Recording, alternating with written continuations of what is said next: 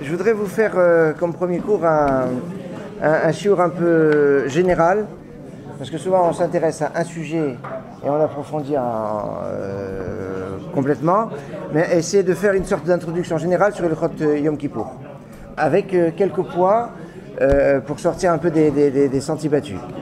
La première chose, c'est évidemment, on parle de Kippour, la source, c'est la Torah. Dans la Torah, c'est dans le Sefer Vayikra, où on nous dit donc dans Parashat Emor, il faut savoir que quand on parle de Chagim, il y a en fait des fêtes.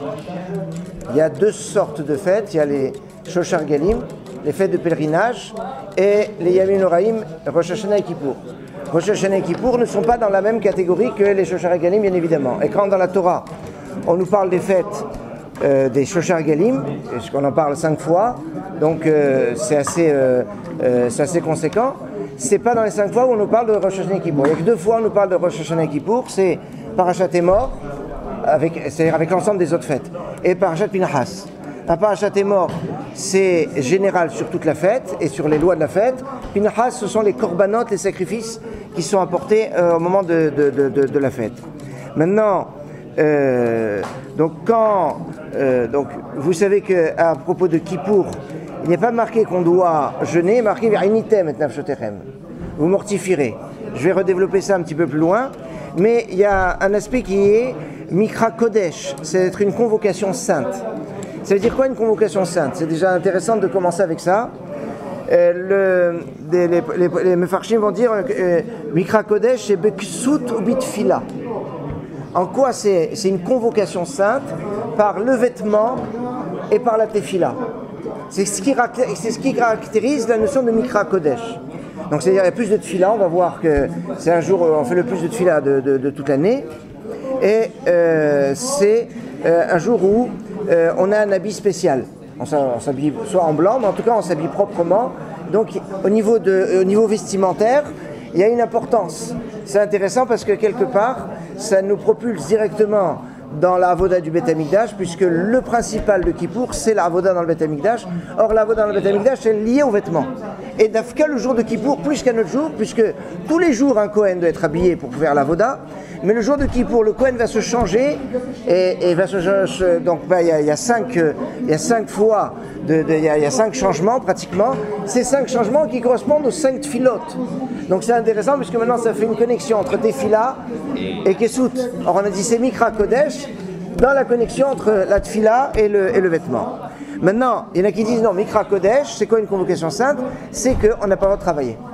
C'est ça, c'est une convocation sainte pour la Kedusha, c'est-à-dire pour étudier, c'est-à-dire on te dit tu ne travailles pas parce que tu vas le consacrer à la Kedusha, le travail. Non, on le retrouve dans tous les Chagim. Mais il y a un côté Mikra Kodesh, je peux l'appeler convocation sainte, on le trouve dans Shabbat, dans les autres Yom Tovim. Le jour de Kippour, il a une problématique, c'est que c'est un jour de Inouï. Donc comment c'est Mikra Kodesh? Voilà, c'est un petit peu la problématique. Maintenant, le jour de Kippour, Ata Adonai, Elohim Melech Haolam Shakol Nihye B'Dvaro.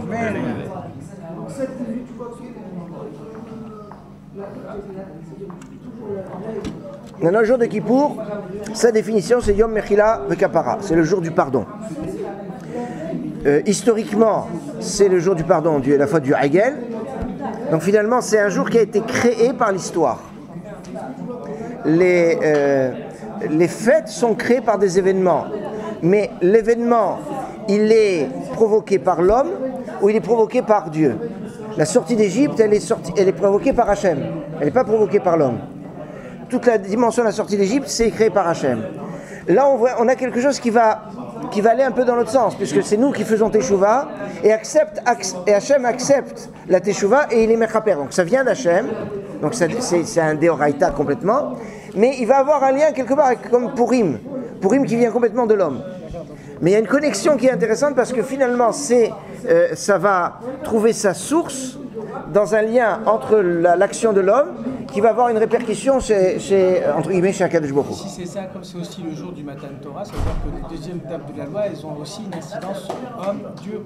Complètement, c'est ce que j'allais... C'est plus important que juste Dieu vers l'homme. Complètement, et c'est pour ça, parce que c'est Yom Yeridat Luchot Shniot, c'est le jour où on a eu les deuxièmes Luchot, donc c'est une sorte de Matan Torah. Alors là, il y a quelque chose qui est assez intéressant.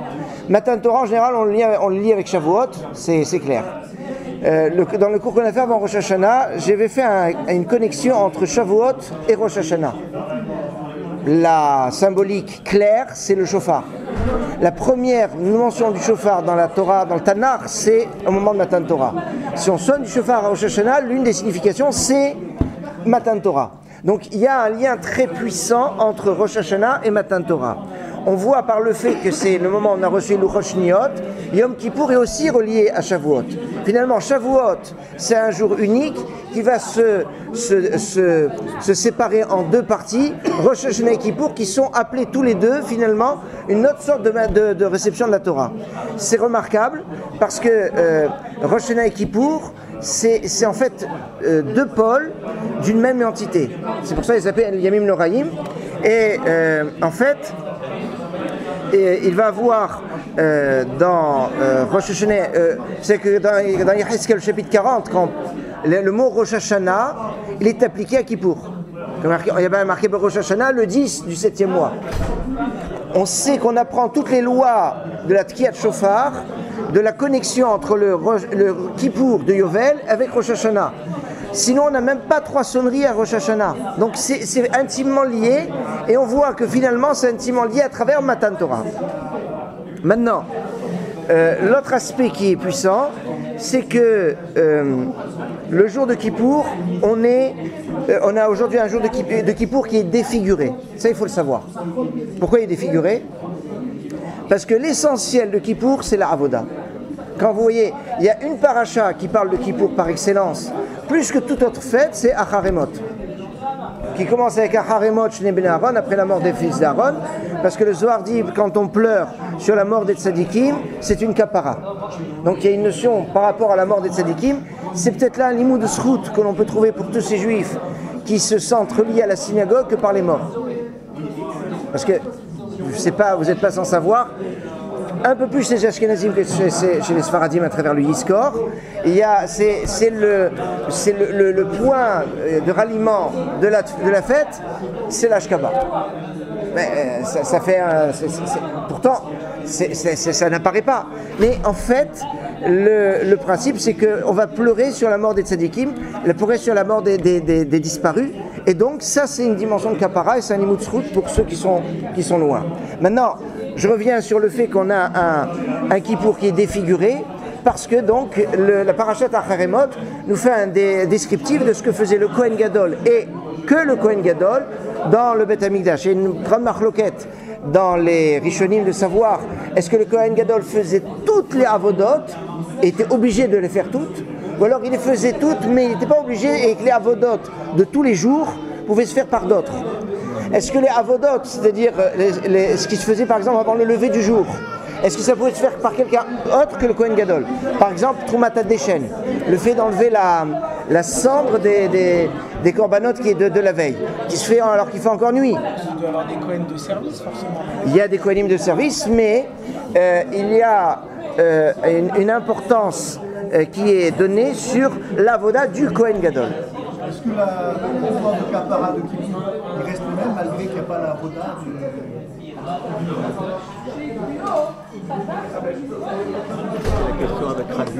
Ça, c'est une question très dure que vous me posez. À cette question, je vous répondrai avec une petite histoire chassidique. Au moment où Rabbi Levi Yitzhak de Berditchev devait naître, il y a eu un kitrouk dans le ciel. Ils ont dit il ne faut pas que Rabbi Levi Yitzhak de Berditchev naisse, il ne faut pas qu'il vienne au monde. On a dit pourquoi ? C'est quoi le kitrouk ? Le kitrouk, c'est que dans son Seder Avoda, quand il allait faire le moussaf de Kippour, il allait faire exactement comme, mieux encore que ce que le Kohen Gadol pouvait faire dans le Beth Amikdash. Et donc son Seder Avoda, ou Shalma Farnu Sefaté, nous on remplace la Avoda par nos paroles. Et Rabbi Levi Yitzhak Berditchev était à un tel degré qu'il dépassait même la Avoda du Kohen Gadol dans le Beth Amikdash. Donc c'était un kitrouk parce que ça veut dire qu'on n'a pas besoin du Beth Amikdash. Kivyachol, si on peut s'exprimer ainsi.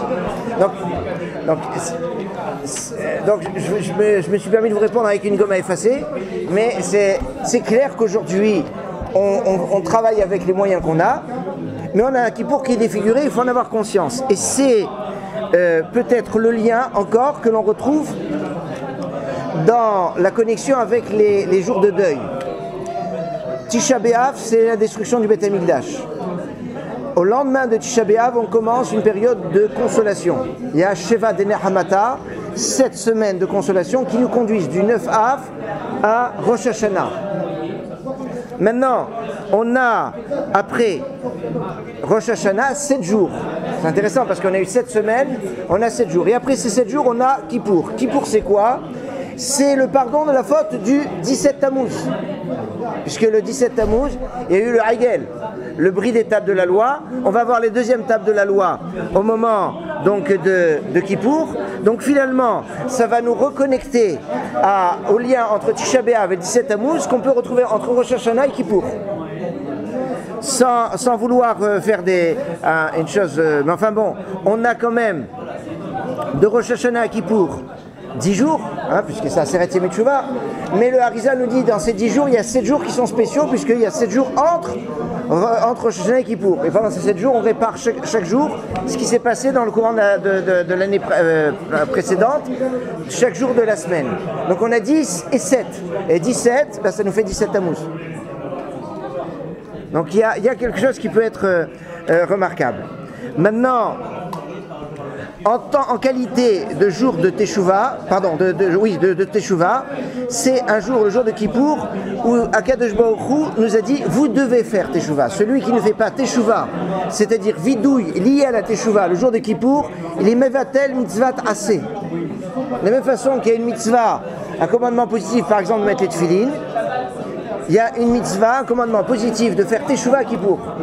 Bon, il y a juste, je sais, parmi vous, il y a quelques tzadikim qui n'ont fait aucune faute et qui peuvent se poser la question de se dire sur quoi ils vont faire Teshuvah, mais je ne parle pas que des tzadikim de Mourim qui ont encore des choses à faire de toutes les façons. Mais enfin, on a tous des choses à réparer. Au niveau technique, je reviens sur le Issur Melacha. Le jour de Kippour, on n'a pas le droit de travailler et c'est sanctionné de karet, pas de chayav mita bidei beddin comme Shabbat. Donc en cela, Kippour est un petit peu inférieur à Shabbat. Puisque Shabbat, on peut être chayav karet si on a transgressé Shabbat avec préméditation, mais on peut aussi être chayav mita. Alors qu'à Kippour, on ne peut être que chayav karet. Enfin, c'est déjà...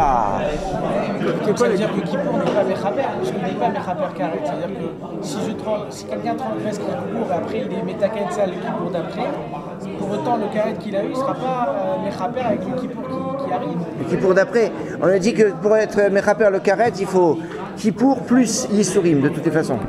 Ah oui, de toute façon. Donc de toutes les façons, tout Karet et les...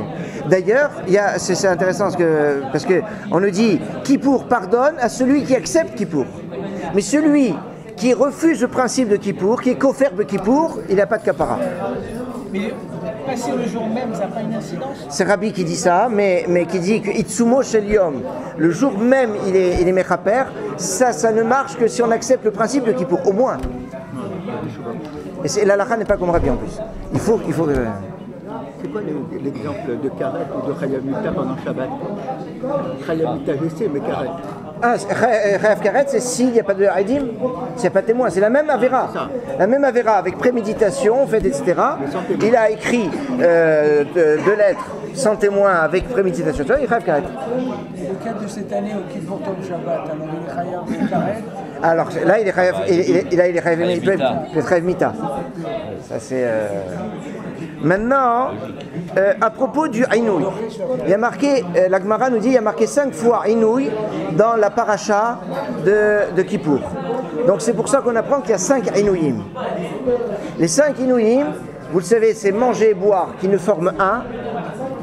C'est l'interdiction de se laver, l'interdiction de sikha, c'est-à-dire soindre d'une crème, d'une lotion, ou donc sikha. L'interdiction de ni'ilat sandal, qui est de mettre des chaussures en cuir, et que les chaussures, on a le droit d'avoir une ceinture en cuir, mais c'est que la chaussure. Et même, par exemple, la chaussure en plastique, il y a une Ouais, bande quand il y a une bande dessus, c'est un peu compliqué. Est-ce que c'est bien pour renforcer, etc. C'est mieux de pas. Il faut savoir que certains voient pas d'un bon œil de mettre des chaussures confortables le jour de Kippour, des Crocs par exemple. Il y en a qui sont pas slim, bien que c'est parce que le but c'est quand même rinouille. Il y en a qui sont marqués d'être en chaussettes à Kippour. Mais c'est pas évident comme histoire. Toujours est-il que en se basant sur le fait qu'on met quand même aujourd'hui des chaussures en plastique, certains disent on peut faire la bracha chez Nicole Sorki le matin de Kippour, bien que l'Arizal dit on ne fait pas cette bracha. En Afrique du Nord, beaucoup la faisaient quand même s'ils ne mettaient pas de chaussures, parce qu'ils avaient l'habitude comme ça. C'est pas de la Amaretsout, parce que c'est Almina gauche, c'est l'Olam. Alors Olam c'est qui? C'est Goyim aussi ou c'est surtout les Juifs? Donc d'après l'Arizal, c'est surtout les Juifs. Donc c'est pour ça qu'on ne fait pas la bracha Shasa Nicole Sorki le matin de Kippour. Mais il y en a qui vont dire, même d'après l'Arizal, comme aujourd'hui on met des chaussures quand même, qui ne sont pas des chaussures en cuir, on peut faire la bracha de Shasa Nicole Sorki. Donc celui qui fait la bracha de Shasa Nicole Sorki le matin de Kippour, il n'y a pas à le rabrouer. Maintenant, je pense que c'est bien de ne pas la faire. Pourquoi? Parce que ça permet de se concentrer au moins sur déjà partir des brachot à shachar pour ne pas risquer de les dire machinalement. Donc nécessairement ça permet cet aspect. Maintenant, à propos des 5 inouïm, la cinquième c'est l'interdiction des relations conjugales. D'après Tosfot et le Roche, Minatora, on n'a pas le droit seulement de manger et boire. Donc il y a un seul Aïnouï qui est mis de Horaïta, et les 4 autres sont des Rabbanan. C'est pour cela que dans les 4 autres, enfin notamment dans Ne'ilat Sandal ou Rechitsa, il y a certaines coulottes. Par exemple, on dit que la Kala, une jeune fille qui s'est mariée moins d'un mois avant Kippour a le droit de se laver le visage, pour pas qu'elle fasse peur à son khatan. Bon. Et que le roi aussi, il peut se laver le visage. On a autorisé la femme qui vient d'accoucher de mettre aussi des chaussures en cuir, parce qu'elle est fragile, elle est affaiblie. Comment on a pu permettre ces choses-là? Si c'est assourd, c'est assourd. Alors Tosfot et le Roche vont dire non. C'est combien de temps après? L'accoucher c'est un mois, la Chaya. Mais attention, elle doit quand même faire le jeûne. Hein, c'est 3 jours. C'est 3 jours pour le jeûne. Enfin, il y a 3 jours et 7 jours. 3 jours en général, elle est 72 heures. C'est même pas 3 jours en. C'est en 72 heures. Donc ça dépend à quelle heure aussi elle a accouché. Mais midi, qu'à midi du 3e jour. voilà, enfin on va truc. Je ne vais pas rentrer dans les détails. Je vais pas rentrer dans les détails. Si vous avez pas. Ma belle-sœur, elle a accouché hier. Elle a accouché hier. Hier, alors elle est passée 3 jours, ça y est. Oui, mais vous avez dit 7 jours. Ah, maintenant ça dépend aussi de son état. Donc a priori, elle doit jeûner, sauf si elle n'est pas en bon état. Donc si elle est. Oui, elle mange à shiurim. Donc maintenant, donc ça c'est la chita du Roche et du Tosfot. Le Baal Yichot Gedolot et les Shiltot disent non. Les 5 Inouïm sont de Horaïta, parce qu'il y a marqué 5 fois Inouï dans la Torah. Ah, maintenant, comment est-ce qu'on a pu se permettre certaines autorisations pour les autres Inouïm? C'est parce que la Torah a laissé entre les mains de Chazal la possibilité de gérer ce qui pourrait être permis et ce qui est interdit. On le voit aussi dans le principe de Chol HaMoed. À Chol HaMoed, il y a une grande discussion de savoir comment les mlachot sont interdites à Chol HaMoed. Est-ce que c'est de Horaïta? Et qu'en fait c'est de Horaïta, mais elle a laissé entre les mains de Chazal la possibilité de définir ce qui va être permis, ce qui sera interdit. Non, pour Shabbat c'est sûr que c'est de Horaïta. Maintenant, il y a eu des permissions qui ont été faites. Non, alors parce que c'est Pikuach Nefesh. Donc Pikuach Nefesh d'Oché Kol Torah Kula. Ça c'est pas un problème. Ça c'est pas un problème que ça. Pardon? C'est la Torah. Vahai bahem elo sheyamut bahem. Donc la Torah a fixé le principe que Pikuach Nefesh d'Oché Kol Torah. Donc c'est pas Chazal. Ça c'est pas. Donc c'est clair que de ce côté-là on est.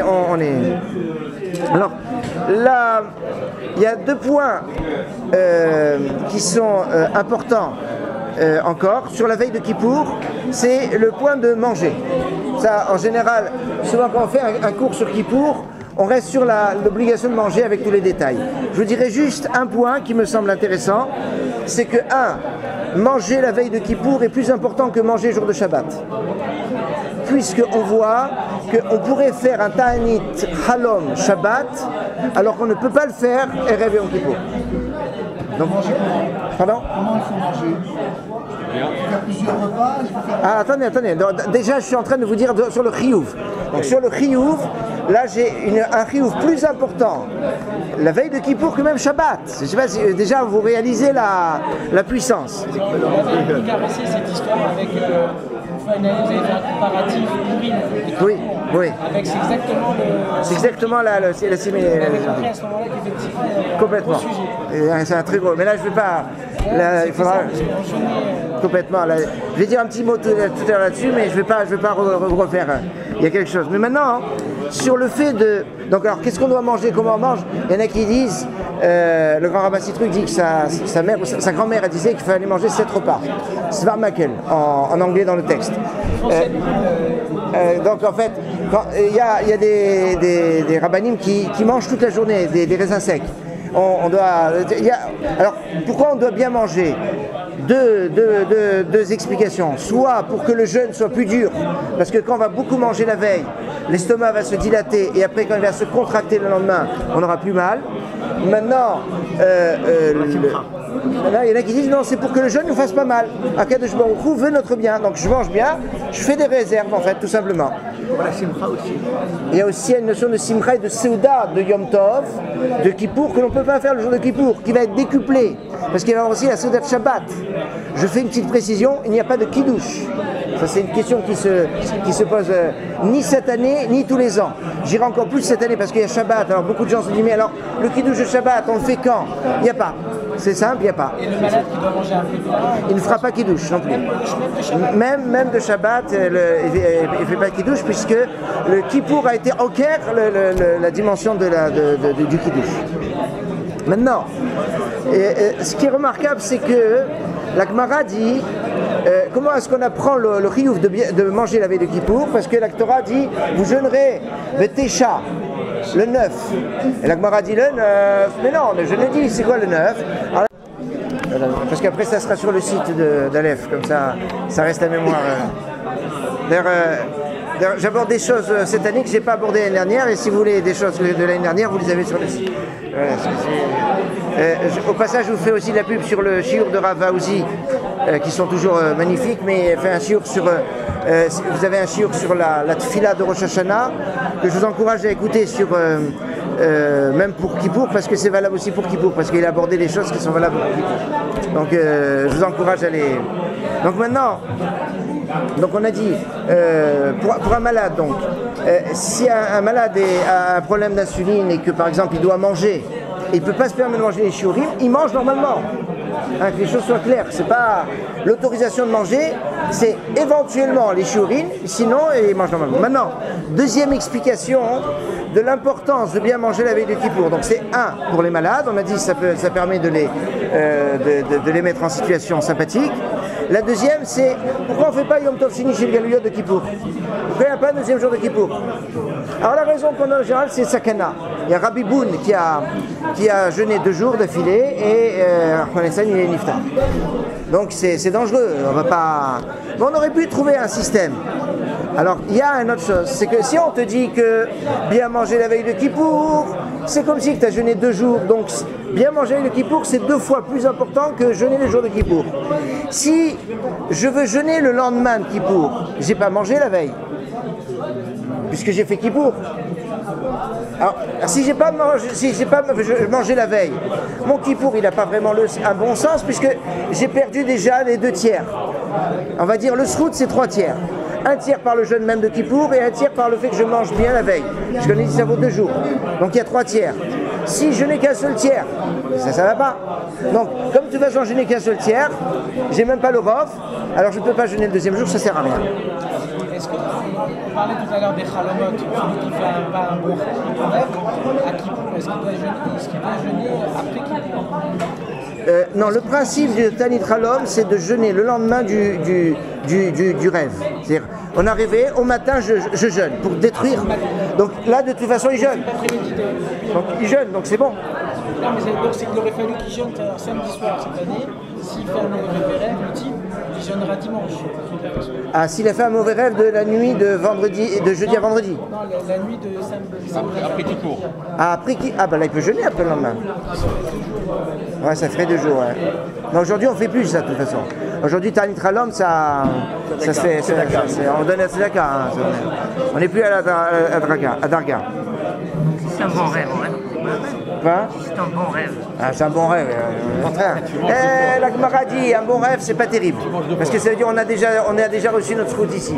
Quand on fait un rêve plus angoissant, ça veut dire que bon, on a angoisse, donc on peut espérer des bonnes choses. Par contre, un bon rêve, il faut espérer des bonnes choses de toute façon. Mais la Gemara dit c'est mieux d'avoir un rêve qui n'est pas terrible, quoi. Ça fait un peu capara. C'est une sorte un peu de capara. Alors, la mitzvah du jour, donc je reviens. Parce que ça, c'est le fondamental de Kippour, c'est la tchouva à travers le vidouille. Le vidouille, c'est, le Rambam dit, c'est la mitzvah tassée de la teshuva. Pour le Rambam, le vidouille et la teshuva sont indissociables. Pour le Rambam Nachmanide, ce sont 2 mitzvot. Mais pour le Rambam, pour Maïmonide, c'est une mitzvah. Et une personne qui fait le vidouille, mais qui n'a pas l'intention de lâcher ses avérotes, c'est Ketovel Vesheretz Beyado. C'est comme si qui faisait la tvila avec la reptile dans la main, autrement dit, ça ne sert à rien. Le fondamental du vidouille, c'est 3 mots. Hatati, aviti, pashati. Hatati, j'ai fauté par inadvertance. Hatati, aviti, j'ai fauté avec préméditation. Pashati, j'ai... Hatati, aviti, pashati, par rébellion, merida. Et donc, ça veut dire, je n'avais même pas de kiff à le faire, mais c'était juste pas comme ça, par rébellion. Et donc, si j'ai pas dit ces 3 mots, les dire à Kippour, j'ai raté Kippour. Maintenant, mitzvah les faret. Il y a une marque, est-ce qu'il faut les faret ou pas? Alors, il y a la halakha est qu'on n'est pas forcément obligé d'être mefaret. Donc, si vous avez des juifs qui ne connaissent pas grand-chose, qui ne savent pas trop lire, il faut au moins les inviter à faire Khatati, Aviti, Pachanti dans la journée de Kippour. Mais pas le dire comme ça, comme une formule magique, mais en ayant conscience que c'est un moment de tchouva. Donc ça, c'est quelque chose. Dans le texte, après la Mida, Ça, c'est l'introduction dans tout vidouille. Voilà, nahnu hatanu, avinu pashanu, nahnu anshebetenu, et après on dit hatati, aviti, etc. Donc en général, on est. Le Rambam dit Yom Kippour, c'est Yom Tshuva Lakol, le Yahid ve la Rabim. Ça veut dire qu'il y a une notion de Tshuva au niveau individuel et une Tshuva au niveau collectif. C'est 2 niveaux de Tshuva. Et on est chayav de le faire. C'est intéressant parce que toute l'année on peut faire Teshuvah. Mais Kippour, on doit faire Teshuvah. C'est mitzvah tassé. C'est une mitzvah tassé qui a une telle puissance que dans chaque fois qu'on doit se faire pardonner d'une faute, on doit toujours faire vidouille. Une personne qui amène un korban, il fait un vidouille. Quelqu'un qui doit mourir, Rahman Etsan, parce qu'il est condamné à mort, il doit faire vidouille. Donc, qu'il soit condamné à mort ou qu'il doit mourir. Donc, le vidouille, c'est une clé dans la vie. Le contraire de vidouille, c'est kofer. Alors, je vais revenir après sur cela, mais on pourrait dire que quelque part, le kofer, c'est renier ce qu'on a fait. Il faut le reconnaître. Et quand je le reconnais, alors je renie les fautes. C'est-à-dire, pas je renie de les avoir fait, je renie mon lien avec. Et dans ce cas-là, c'est la kapara. Kapara, c'est un jeune kofer. C'est quelque chose de fort. Le vidouille en lui-même n'est pas suffisant. Il faut faire harata. C'est ça, c'est avec la teshuva. J'ai dit, le vidouille, c'est avec la teshuva. En fait, c'est tout ce qui englobe. C'est à regretter la faute Et pas vouloir la recommencer, bien sûr. Ah, maintenant, fondamentalement, à Kippour, alors maintenant je vais vous dire une chose qui va nous amener à quelque chose où ça sera Bederech Efshar. Je ne vous cache pas, je voulais en parler avec Ravaouzi et voir ce qu'il en pense. Donc, ce que je vais vous dire au début, ça marche, mais après je vais faire une connexion entre 2 choses. Ça va se télescoper et j'ai une idée là-dessus. Mais c'est sous réserve. Alors, je vous explique. Le jour de Kippour, on doit faire 10 vidouïm. Ça, c'est le principe. Comment on a 10 vidouïm? On a vidouï à Shaharit, à Moussaf, Mincha, Neila. Ça, c'est dans la journée de Kippour. On les a donc 4 dans le Lahash et 4 dans les Chazara. Donc ça nous fait 8. Le 9e, c'est le vidouille qu'on fait dans la Hamida de la veille de Harvit. Et le 10e, non, Mincha de veille de Kippour. Alors là, il y a quelque chose qui est très bizarre. C'est pourquoi on est parti chercher Mincha de veille de Kippour pour nous rendre Yotse des vidouïm qui sont liés à Kippour. Alors que j'ai un dixième vidouille qui est à Kippour. Lequel? Il y a un autre vidouille, il y a un 10e vidouille que je n'ai pas compté. De quel slichot? Attention. Dans les slichot, non, les slichot du jour de Kippour, il n'y a pas de vidouille. C'est là, non? Non, on l'a compté déjà. C'est dans les 4. Non, ça c'est. Là, c'est un vidouille. On raconte la chose. C'est pas un vidouille, on le. Donc c'est un narratif. Alors c'est quoi le 10e vidouille que j'ai pas compté? C'est-à-dire Konidré.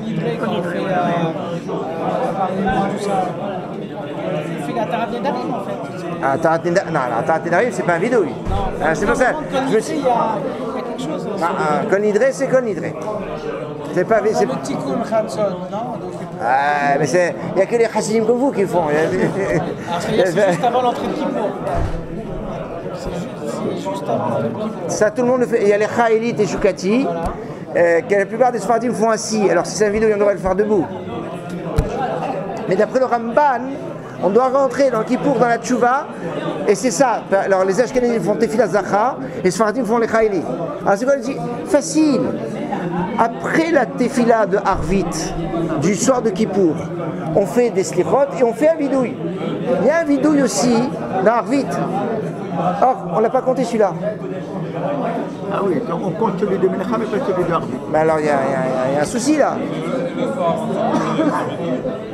Le soir avant de se coucher, on doit faire vidouille aussi. Mais enfin.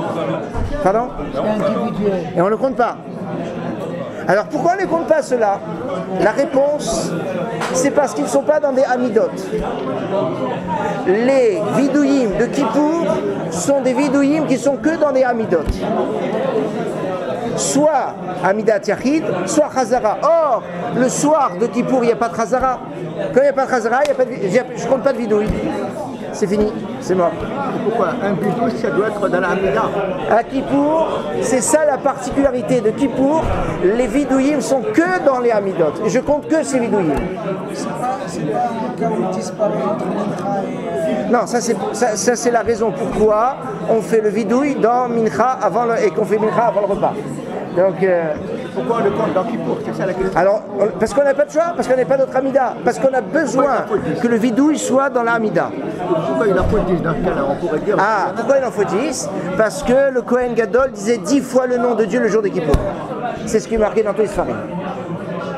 Et c'est là où, donc dans le Seder Avoda, vous allez voir, il y a 10 fois l'Ifnei Hashem Titharu, et quand il dit l'Ifnei Hashem, et quand il dit le nom de Dieu, il dit Shem Efrash 10 fois. Donc 10 fois le nom de Dieu, 10 vidouïm. Alors, d'abord, je voudrais quand même définir, je veux appuyer la problématique.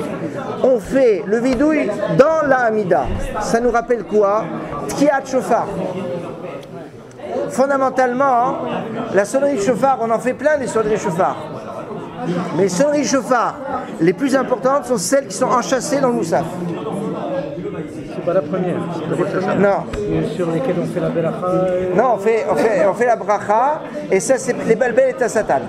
La vérité, pour être honnête avec vous, il y a des rishonim qui pensent qu'on est yotse déjà avec les premières, parce qu'on a fait la bracha, et il y avait toutes les sonneries. Donc Minat Torah, on est yotse. Et après on serait yotse que Midarabanan. Maintenant, beaucoup de poskim disent non, c'est pas ça. Oui, dans Minat Torah, il faut écouter 30. Donc maintenant, il y en a qui vont dire non. Les premières, c'est les balbel et Satan, uniquement. Les véritables sonneries, vraiment, elles doivent être liées au moussaf. À Malchuyot, Zichronot, Shofarot. C'est pour ça qu'il y a 3 sonneries, parce que Malchuyot, Zichronot, Shofarot, et que c'est tout pour... Et donc, il y a quelque chose qui est intimement lié entre la Hamida et la Tkiat Shofar. ça va être très loin cette histoire, parce que théoriquement, on nous dit qu'on aurait dû sonner du chauffard dans Shacharit, vous savez. Puisque Zrizi Magdim et Mitzvot, pourquoi on attend Moussaf? C'est parce qu'il y a une époque de Shmad où on ne pouvait pas sonner du chauffard. Comme on le voit dans la Mishnah, on dit à Tokel et Torah Bor, le Torah Dout, si on va sonner dans une caverne, dans une citerne. Quelle idée d'aller sonner dans une caverne? Parce qu'il va y avoir un écho, etc. Donc est-ce qu'on est Yotze? Ceux qui sont dehors, ils ne sont pas Yotze, ceux qui sont dehors, ils sont Yotze. Parce qu'il y avait des périodes où on ne pouvait pas sonner du chauffard. Et donc c'est à cause de ce shmad, donc on se cachait pour sonner. C'est à cause aussi du shmad, on n'avait pas le droit de sonner du chauffard. Et il y avait des gardiens à la synagogue qui observaient les juifs jusqu'à la 6e heure. Temps de Tfiat Shacharit.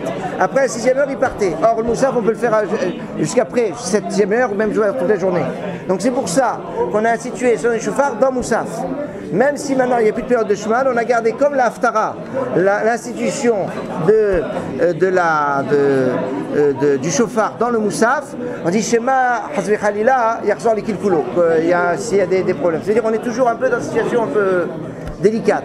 En tout cas, ce que je vois, c'est l'important que ce soit dans le Moussaf. Alors maintenant, mon point de jonction, il va être terrible là. Parce que qu'est-ce qu'on a dit? Pourquoi on a compté les Asara Vidouïm en comptant celui de la veille de Kippour? Parce qu'on est obligé d'avoir les Vidouïm dans les Hamidot. D'accord? La Mishnah dans Pirkei Avot, chapitre 5, Mishnah 5, on nous dit qu'il y avait 10 miracles dans le Beth Amikdash. Parmi les 10 miracles, Omdim Tzfufim ou Ishtaravim Revachim. Omdim Tzfufim, ils étaient debout, serrés comme des sardines, et quand ils se prosternaient, eh bien, ils avaient la place. Pourquoi ils se prosternaient? Barthénoura nous dit Richu Karba Amot Shelo Yishma Chavero Keshu Mitvadé. Ils se prosternaient quand il va être mitvadé pour que son prochain ne l'entende pas. C'est pour ça qu'il y avait de la place. C'est pas parce que c'était pas pour le confort, c'est pour la discrétion, pour le kavod de chacun, pour que il n'y ait pas celui qui est à côté n'entende pas son vidouille. Donc ça veut dire qu'on fait vidouille comment? Prosterné. Mais attends, tu vas dire vidouille c'est la Hamida. Quand est-ce qu'il se prosterne? Au moment de dire Baruch Shem Kevod. Ah, alors, mais attendez, avant d'arriver à ça. Première chose que je veux remarquer ici, je ne sais pas pourquoi ils se prosternent. Après, on va voir pourquoi ils se prosternent. Mais ce que je vois, c'est qu'ils font le vidouille quand ils se prosternent. Et ça, c'est en contradiction frontale avec ce qu'il y a avant. Puisqu'on a dit que le vidouille c'est seulement dans la Hamida. Alors maintenant je reviens. Pourquoi ils se prosternaient? On le voit dans Seder Avoda. Quand le Kohen Gadol dit le nom de Hachem, alors tout le monde a été mishtachavé. Ah, alors ça je vous dis Bederech Efshar. C'est-à-dire, ce serait possible que, comme aujourd'hui il n'y a pas de Avoda, comme il n'y a pas de Avoda, c'est-à-dire il n'y a pas de Beth Amikdash, le vidouille ne peut passer que dans la Hamida. À l'époque du Beth Amikdash, le vidouille se faisait au moment où le Kohen Gadol disait le nom d'Hachem. C'est marqué Mefourage dans Barthénoura.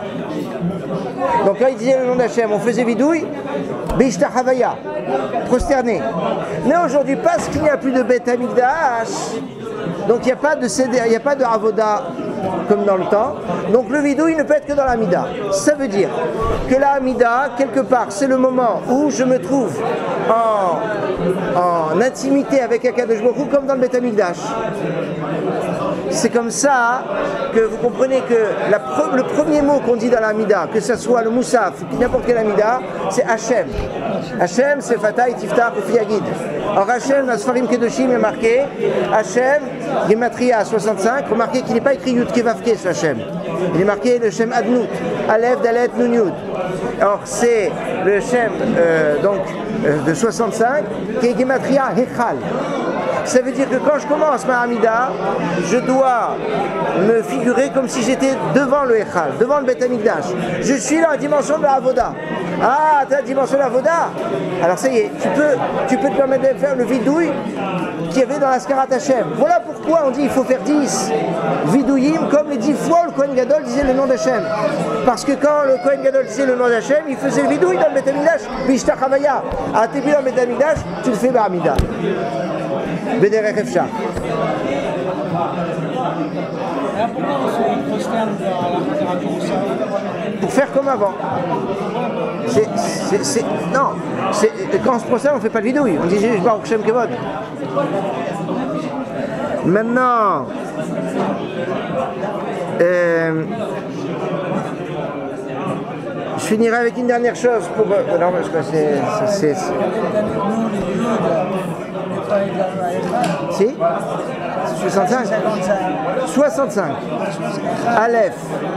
Aleph 1, Dalet 4, donc 1 et 4 ça fait 5, Nun 50, Yud 10, 65, Hechal, He, Yud, Chaf, Lamed, Hechal, donc He 5, Yud 10 ça fait 15, 15 et 50, 65. Je vous finis avec une dernière chose. Je vous ai fait tout à l'heure la connexion entre Tisha B'Av, 17 Tammuz et de l'autre côté Rosh Hashanah et Kippour. D'accord, dans le Shabbat Chazon, Shabbat qui précède Tisha B'Av, il y a marqué dans Yeshaya Gam ki tarbu tefila eineni shomea. Même si vous multipliez les tefilotes, je n'écouterai pas. De là, les Chachamim vont dire, même si vous multipliez les tefilotes, je ne vous écouterai pas. Ça veut dire que d'une façon générale, quand on multiplie les tefilotes, Hachem écoute. Si le jour de Kippour, c'est le jour de réparation de ça, c'est pour ça qu'on est marbé bitfilot le jour de Kippour, et on va faire 5 tefilotes. La Ne'ila, c'est pour être marbé bitfila. Et donc, si c'est pour multiplier dans la tefila, on voit que Moshe Rabbeinu, qui est celui qui est le 515. 515. Alors pourquoi on ne fait pas 516 filotes? On est sûr que ça passe, parce qu'à 515, il veut qu'il stoppe. Je sais pas qu'à 516, il devrait être obligé d'écouter. Moshe, il a fait que ça. Mais nous, on est invité à faire 516. Vous savez, c'est quoi le 516e? C'est le matin de Shmini Atzeret. Il y a, non, on est invité à la 516e. C'est pas, d'ailleurs, le 515, c'est 5 fois 103. On est d'accord? Et 103, c'est Haïgel. Or, c'est le tikkun du Haïgel. Or, le Haïgel, c'est tout le travail des Gvurot. On va faire tout à l'heure dans un shiur, là, on va définir les 5 filotes sont par rapport aux Gvurot, à la rigueur. Donc 5 fois le Haïgel va être cassé par Moshe Rabbeinu à travers les 515 filotes. C'est pour ça qu'il s'arrête à 515, parce que Moshe Rabbeinu, celui qui fait le tikkun du Haïgel, il ne peut pas rentrer en Israël, pour des raisons qui nous dépassent. Non, enfin on sait, parce que s'il rentre, il construit Beth Amikdash, il est indestructible, donc c'est plus possible. Donc il ne peut pas faire plus que 515. Mais c'est une invitation pour nous, pour qu'il y ait justement la réparation à travers la tefila de la Ne'ila. Ne'ila, c'est quoi? Soit Ne'ilat Sha'arei Shamayim, la fermeture des portes du ciel, soit la fermeture du port du Echal. Il ratsonne qu'on peut profiter des petits rats des portes du Shamayim jusqu'à la Ne'ilah au moins.